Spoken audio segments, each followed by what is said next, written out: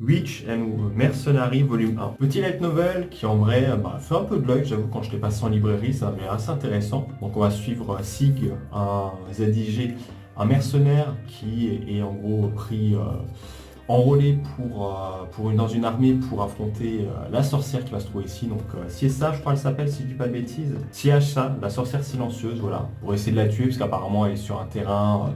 On va voir un peu plus tard exactement, ça a d'autres conséquences, mais on voit aller sur un terrain et voilà, c'est une grosse expédition qui est faite pour essayer de la tuer. Donc plusieurs qui ont déjà échoué. Donc Sig va devoir l'affronter, il va y avoir beaucoup de morts, mais par chance, ils vont réussir un peu va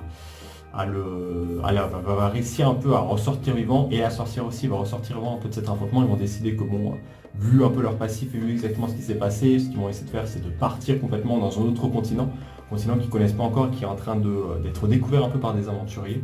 Donc pour partir là-bas, essayer de mener une nouvelle vie.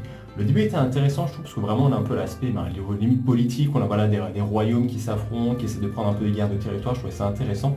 Et pas le nouveau monde, enfin la nouvelle région où ils arrivent, c'est un nouveau lieu, il y a un système de magie aussi qui est un peu mis en place, qui est plus présent que là où ils étaient avant. On voit qu'il y a pas mal de magiciens. Après, je trouve, par contre, les petits points négatifs pour le moment, c'est qu'on nous dit que c'est une sorcière. Je trouve qu'on ne le ressent pas trop. À part un peu tout au début de l'affrontement, on voit qu'elle vraiment elle a de grands pouvoirs. Et quand ils arrivent dans un nouveau lieu, il y a pas mal de personnes aussi qui sont capables de maîtriser la magie.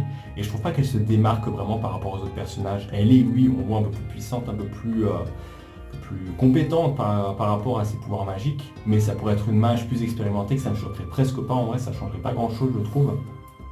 Et pareil, après, il s'inscrit dans une guilde et je trouve qu'on est vraiment dans un truc un peu limite isekai ou fantasy où ils vont dans une guilde, ils font des missions, ils affrontent des monstres toujours plus puissants, qui ont des formes un peu bizarres, qui vont essayer un peu de comprendre comment ils fonctionnent.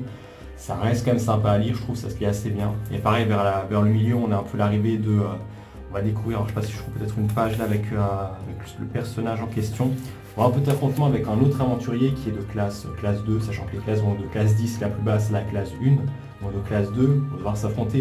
Je ne dévoile pas forcément trop pourquoi, mais je trouve c'est assez bien mené, malgré peut-être quelques petites facilités par moment, mais clairement le récit est assez bien mené, on a de bons rebondissements, et en vrai ça se lit plutôt vite, il y a 300 pages, je crois, si je ne dis pas de bêtises. Ouais, 320 pages à peu près.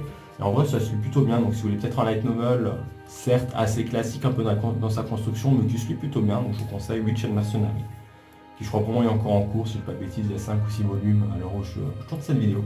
Donc voilà ce que j'en ai pensé. Et toi, t'en penses quoi?